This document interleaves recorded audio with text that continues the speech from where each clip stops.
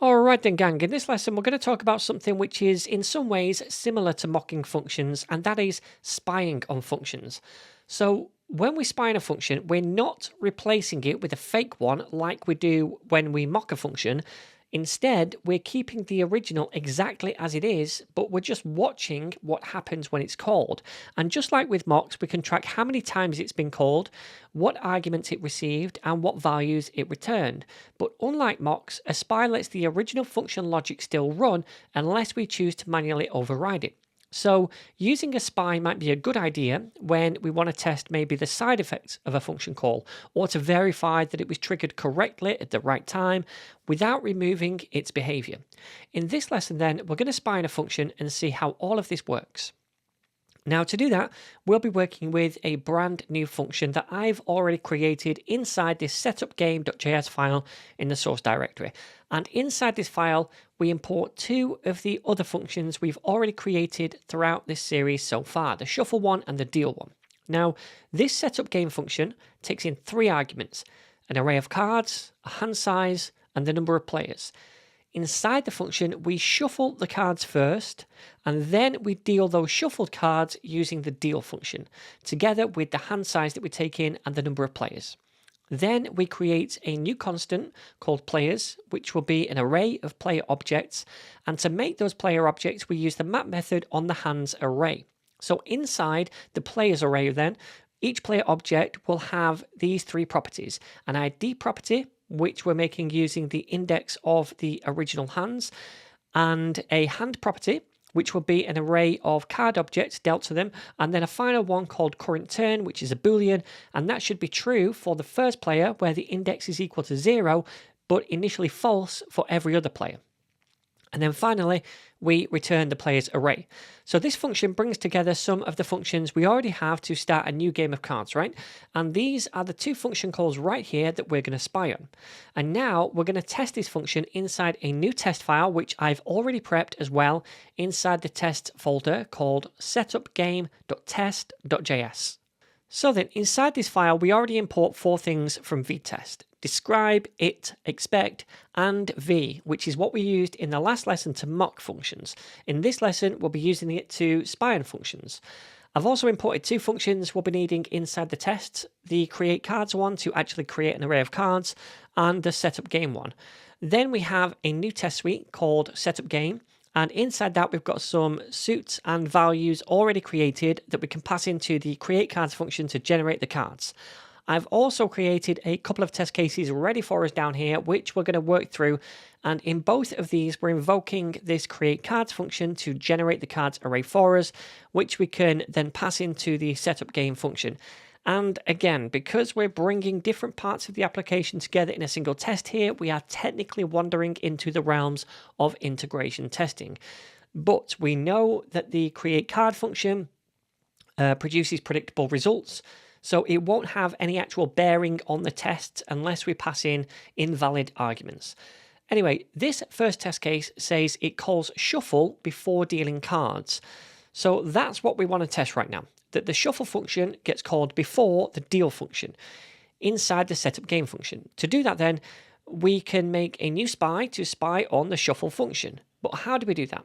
Well, let's start by making a new constant here, which I'm going to call shuffle spy.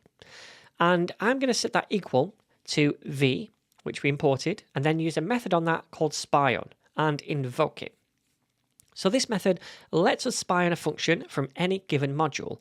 And to do that, we need to pass in two arguments: the module itself and then the function name within that module.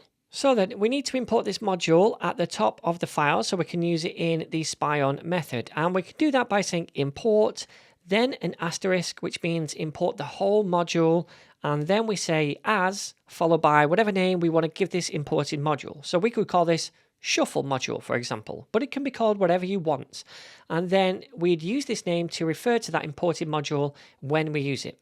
Anyway, that comes from .. to come out of this current folder, then into the source folder, and then the file name is shuffle. Okay, so now we've imported that module. We can go ahead now and use it in the spy on method. So let's come back down here and pass that shuffle module in as the first argument, so that now we're telling Vitest that we want to spy on something from within this module. As a second argument then, we need to pass in a string, which should be the name of the function in that module that we want to spy on. So in our case, that's the shuffle function. So let's add that in. Okay then, so now we're spying on this function using this shuffle spy, and we can make assertions on that shuffle spy now to verify how many times it's been called and with what arguments and so forth. Before we do that though, we need to invoke the setup game function, don't we? Because within that, the shuffle function gets invoked as well. So as arguments to the setup game call, we can pass in the cards, then 5 for the hand size, and then we'll say 3 for the number of players.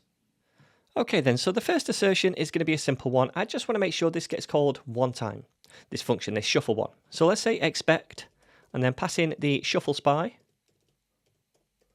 And then we should add on a matcher, which is to have been called times, and then we'll pass in 1. Let's save that and run the test over here just to make sure it passes, which it does. Awesome. Okay, so the next one is to make sure that the shuffle function runs before the deal function here, all right, because we want to deal with shuffled cards. So what I'm going to do is say expect, and I'm going to paste something in, then I'll explain it. So we take the shuffle spy and we use a property on it called mock. And you might be thinking that's a little bit weird because we're not mocking this function, and that is correct. But this mock property is basically metadata. It's where Vitest stores all the tracking information about function calls, regardless of whether it's a spy or a mock. And on that property, we can access the invocation call order property, which is an array of numbers. And those numbers represent the global call order of any tracked functions, including spies. So we're saying get the number, the global order of the first time this function was called, right? And then we're going to tack on a matcher, which is to be less than. And then we want to check the same thing for the deal spy, because we want the global number of the first call of this function, the shuffle one, to be less than the deal one. So we need a deal spy. And to do that, we're going to have to import the module. So let's duplicate that and change this to deal module, and that's from the deal file. And then down here, I'm going to duplicate this, and we'll call this deal spy.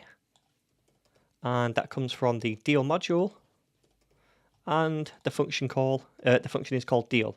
All right, so now we can say deal spy down here, dot mock, and then dot invocation call order, and we want the first time that this was called. So this number right here should be less than this number if this was called first, this shuffle function. So let's save that and run this, and we can see that this passes, right? Awesome. However, check this out. If I change the order of these things, I'm going to cut that and paste it down here, and I'll change this argument to cards because shuffle cards at this point hasn't been made. But now if we run this, it should fail. This should fail right here because the order of these have been changed. So now it's not less than this. So let's change it back to make sure it passes again, like so. Save it, run the tests. Yep, awesome. All right then, so now let's do this second test case down here, which says it calls deal with the correct argument. So again, we have the cards right here using this function. And now I'm just going to paste in a few things. So we have a deal spy set up again using this spy on method and a shuffle spy. So we're spying on those two functions again. Then we have a call to this setup game function, and we're passing the cards, 5 for the hand size and 3 for the number of players. Now, if we take a look at the function, we can see that the deal function should be called with that correct hand size and number of players, so the second two arguments here, but not with the cards, but with the shuffled cards right here. And we get that from this shuffle function. So we need to somehow access what is returned from this using the spy, and we can do that. We can get the shuffled cards right here by using the shuffle spy. Then we say .mock again, like we did up here. And then we can get the results from that call. And then we want the first set of results, and we want to grab the value from that. All right. So now we say expect the deal spy to have been called with the shuffled cards, and then 5, which is the same as up here, and 3. Okay. So let's save this and run the tests to see if they work, and yep, they do. However, check this. If I was to just pass in the regular cards, save this and rerun the tests, then now it's going to fail because this right here is incorrect. It's not called with the cards, it's called with the shuffled cards instead. So let's save that, run the test again, and now they pass. So then, my friends, that's how we create spies in Vitest to spy on functions. They're a little bit like mock functions in that we can make assertions about the functions we spy on, much like we can with mocks. But whereas mock functions change the implementation of the functions, spies don't do that by default. So if you want to keep the original function implementation and you just want to watch what it does, then making a spy for that function would probably be a better option. Next up, we're going to have a quick lesson about something called setup and teardown.